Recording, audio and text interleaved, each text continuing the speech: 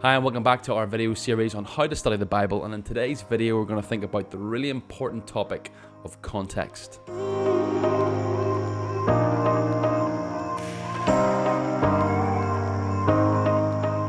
Okay, so today as we look at context, perhaps you're asking the question right off the bat, what do we mean when we talk about context? Well, context really means the background or circumstances surrounding an event, circumstances, or an idea. Perhaps to illustrate this, let me tell you a little story. I want you to imagine that you're going to the doctor's, and as you sit in the doctor's reception, you're waiting for your appointment, and you can overhear the doctor in his room giving some advice to one of his patients. And he says to this patient, you need to be active, you need to get moving, you need to start walking every single night, get your heart rate up, you need to keep moving. And that patient leaves, another patient comes in. Again, you can't see any of this going on, but you can overhear the conversation. And with this next patient, the doctor says something different. He says, you need to stop moving, you need to rest, you need to stop getting up and about so much, you need to chill out and just take it easy. Now, you might overhear those two conversations and think to yourself, this doctor's a fraud. This doctor's a fraud. Why is he giving two different pieces of advice to two different people? And of course, the answer is, if you knew the context of both of those patients, it would make sense of the situation, wouldn't it? The first patient was obese, so they needed to get up and about. The second one had a broken leg, and so they needed to stay and rest and not move about so much. Context is key, isn't it? Context is key. And so it is when it comes to the Bible. Every time you read a verse or a Bible passage, it's really important that you keep the context in mind, because failure to keep the context in mind is going to perhaps lead you to believe that the text is saying something that perhaps it isn't really saying. And for you and I, there's always the temptation to play Bible roulette, isn't there? Just to open up the Bible at a particular point and try and read a passage and try and kind of guess what we think it might mean and guess what's going on around this passage. And quite often that actually leads to a bit of a disaster.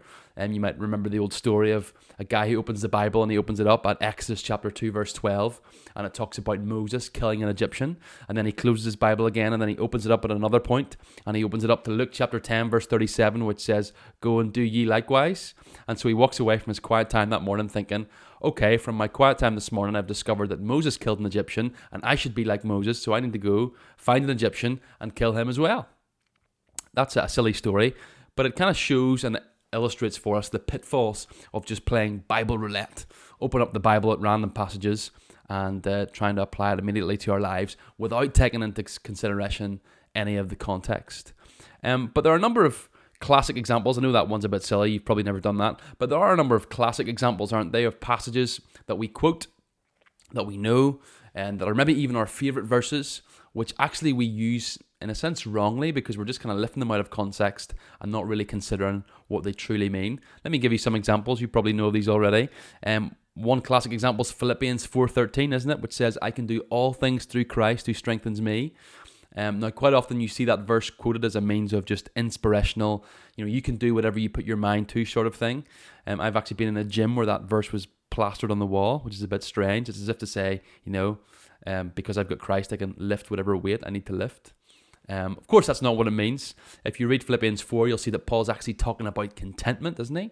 The idea of the fact that he has received this monetary gift from the Philippians, and he says, thank you so much for this. But he says, I've actually learned the secret of contentment. Whether I've got much, whether I've got little, I can do all things through Christ who strengthens me. In other words, I can find contentment in any circumstance, whether I have much, whether I have little. I've learned the secret of contentment. I can do all things through Christ who strengthens me. That's the context, and that context actually is helpful as you hear that verse to understand what it does mean, but more significantly, perhaps, what it doesn't mean.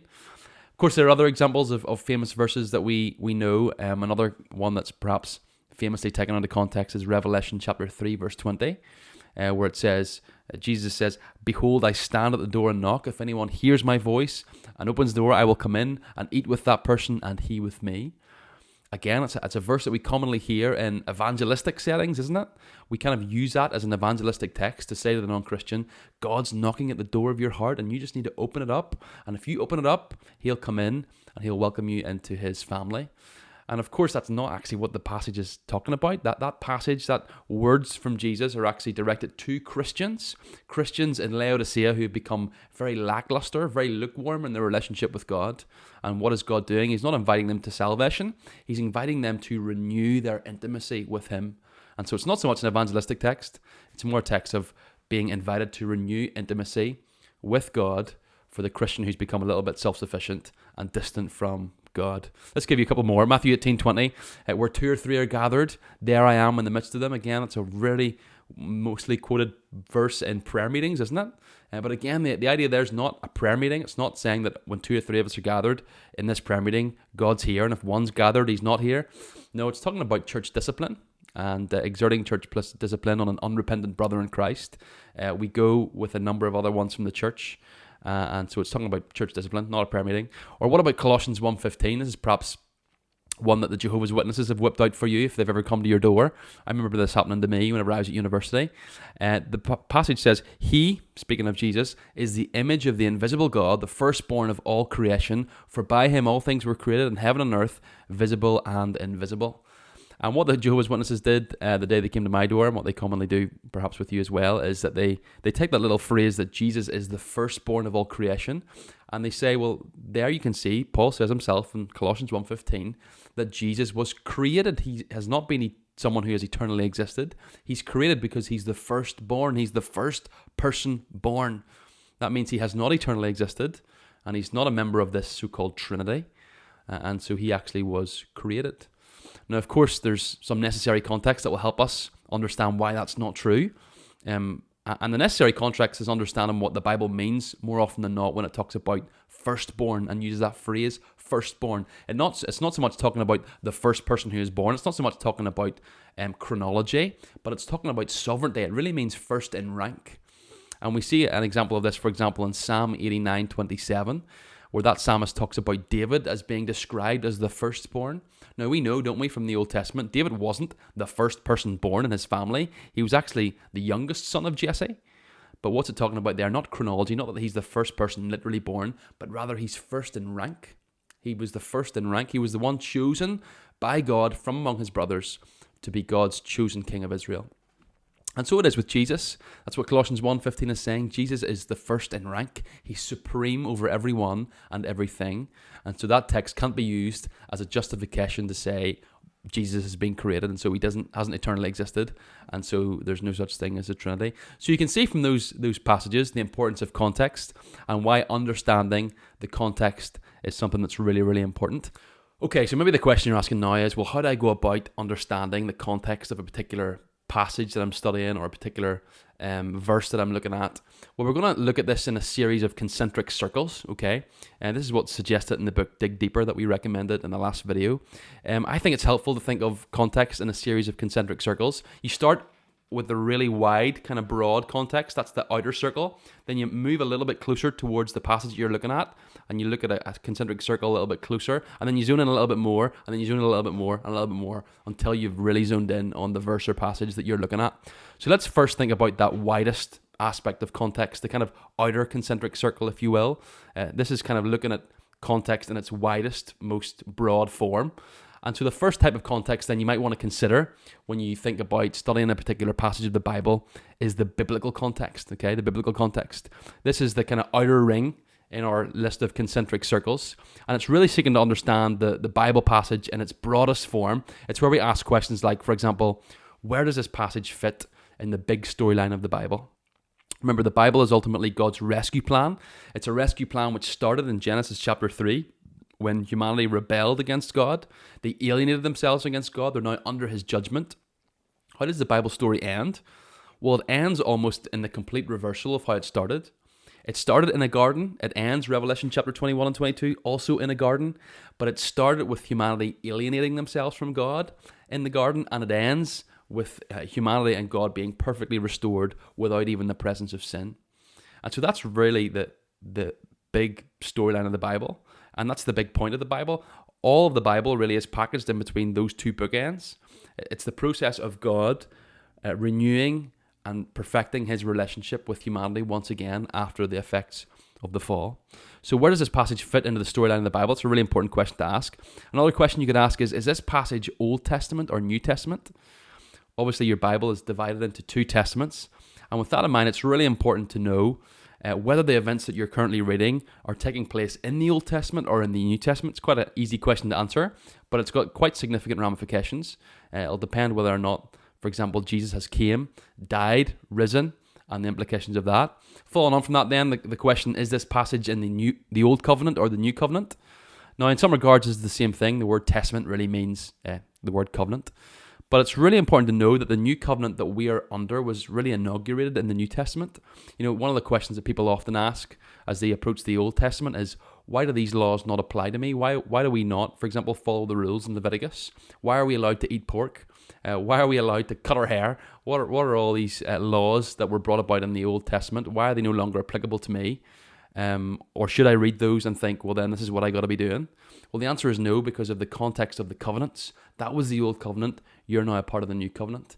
And so as you think about that kind of wide biblical context, that can be really, really helpful and really, really important to understand. But after you look at that kind of widest, broadest scope of context, the biblical context, it's then time to narrow our focus a little bit, move in a tiny bit, and then think about the book context. So what's the book context? Well, this is taking consideration not just to what the Bible says as a whole, but what's the context of the actual book of the Bible that you're studying. So if you're looking at a passage in the book of 1 Corinthians, well, what do I need to know about the book of 1 Corinthians as a whole? Or as I'm looking at the book of, a passage in the book of Exodus, what do I need to know about the book of Exodus as a whole?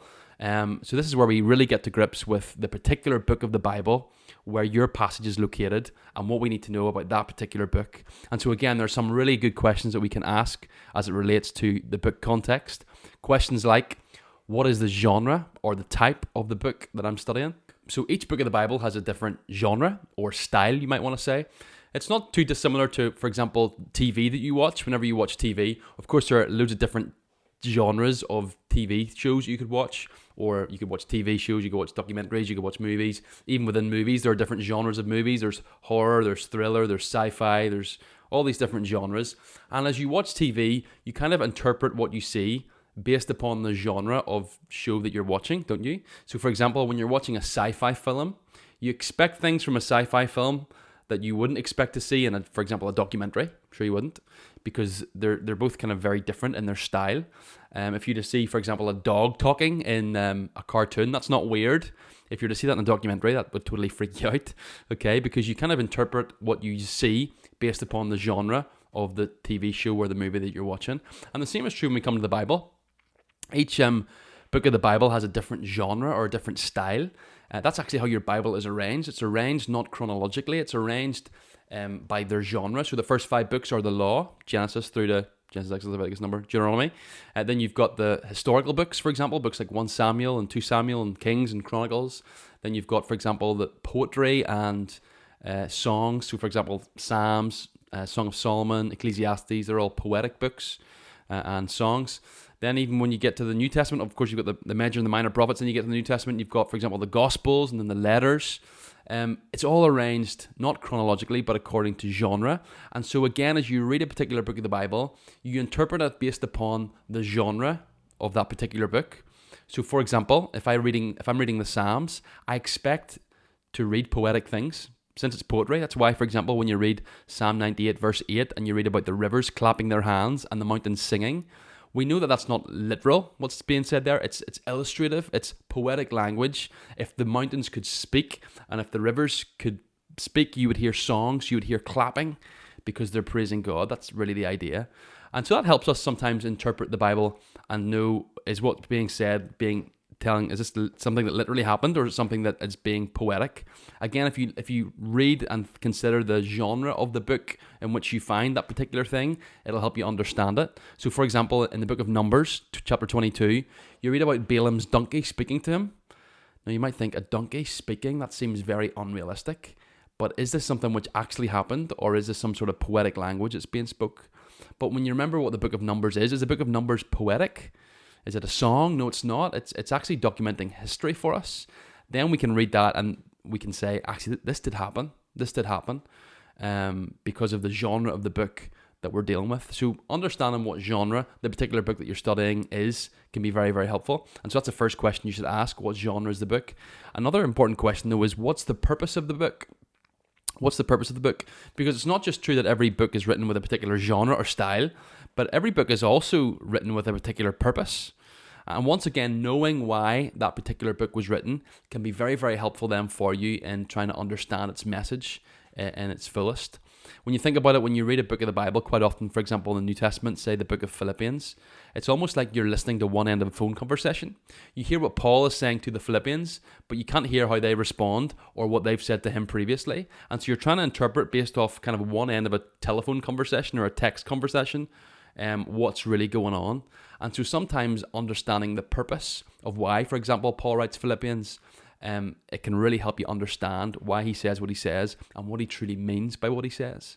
And so if you can find some sort of purpose clause in the particular book that you're studying, this can be really helpful.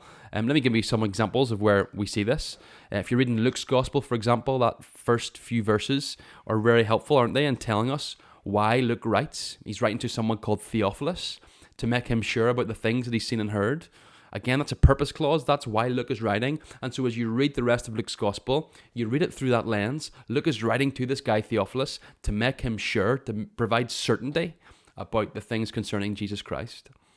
Another example, of course, is John's Gospel. If you read John chapter 20, verse 30 and 31, it says this: "Now Jesus did many other signs in the presence of the disciples, which are not written in this book. But these are written so that you may believe that Jesus is the Christ, the Son of God, and that by believing you may have life in his name."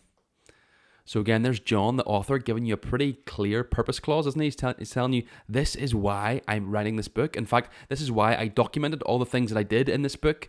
He says, actually, Jesus did other things that I haven't written in this book. I've selected these ones. I've handpicked these ones. Why?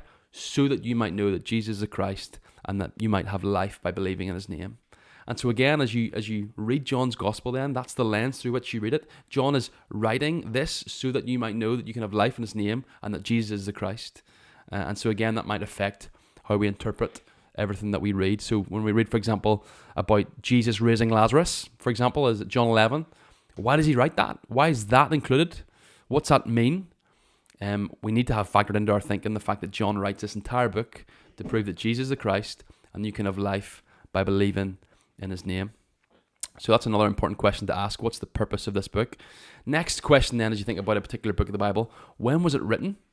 When was it written? Again, this can be really helpful because it helps you get to grips with certain things that have happened historically, maybe before or after the book was written. So for example, there are some important dates in the Bible, like 732 BC in the Old Testament, when Israel was taken captive by the Babylonians. Around 597 BC is when the Babylonians conquered Judah. There are loads of really important dates in the Bible that are really helpful for you to know, particularly when you're studying the book of the Bible. And again, some of the resources that we looked at in the last video will be helpful in helping you tease these out. Another important question to ask when you look at the book context is, who's the author? Who's the author? Again, knowing this will be very helpful because it provides some sort of richness or clarity regarding the things that they say. An example that sticks out in my mind, for example, is Romans chapter 8. And in verse 18 of Romans chapter 8, we read the statement that our current sufferings cannot compare to the future glory that awaits us. And you might be tempted to read that and think, well, that's just a cheap little sentiment. It's a bit naive. You probably don't know, whoever writes this, what I've been through in my life. But actually, when you understand that that was actually written by the Apostle Paul, it provides a richness to it. It provides a sense of authority to it, doesn't it? Because we know from the rest of Scripture what Paul's been through. We know, for example, from 2 Corinthians chapter 11, where Paul talks about the beatings and the anxieties that he faced in his life.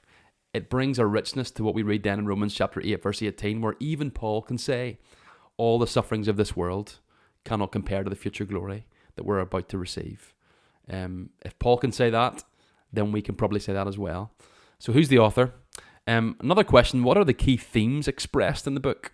Again, this may be something that you pick up yourself, or it might be something that you pick up upon when you read other resources that tell you about the book that you're reading.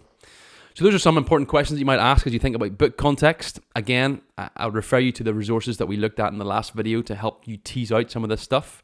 And check the section on book-by-book studies in that video, and you can find some really good resources to help you understand some of the context as it relates to particular books in the Bible.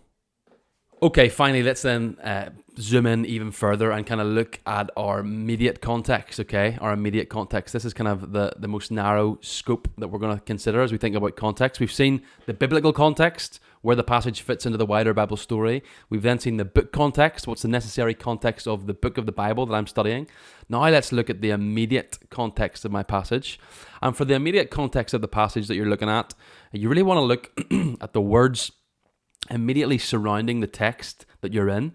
So for example, if you're in chapter 2 of the book of Daniel, if that's a particular passage that you're studying, not only do you want to ask questions relating to the biblical context, where am I in the Bible story? Not only would you want to ask questions about the book context, what do I need to know about the book of Daniel as a whole, but then you also want to know about the immediate context. For example, what's happened in Daniel chapter 1? What's just been taking place? Where am I in the story that I'm reading? Because I can't fully grasp or understand Daniel chapter 2 until I've really understood and know at least what's happening in Daniel chapter 1. And in a sense, even knowing what happens next, what happens in Daniel chapter 3, is also going to be helpful. And so again, here's some good questions to ask as you think about the immediate context. What's going on around the text? For example, are you diving into the middle of an extended thought or argument that maybe requires me to have prior information in order to capture the flow of the argument to understand what's really going on? Secondly, why does the author include this part? Thirdly, what would we miss if the author left this little section out? And fourthly, what happens before and what happens after this little section that I've just read? So hopefully by now you've seen that context is a really, really important aspect of Bible study. If you study hard without taking context into consideration, you might find yourself wasting a lot of time or being led down a lot of rabbit holes, which you could have avoided had you taken context into consideration. Of course, there's a lot more that could be said with regards to context. We're all learning as to how to do it better. But here's some tools that I find helpful as I think about studying the Bible. Hopefully you find it helpful too. And make sure to check out that last video, which talks about some of the resources that will be helpful in understanding context. And stick around for our next video when we continue thinking about how to study the Bible. Thanks.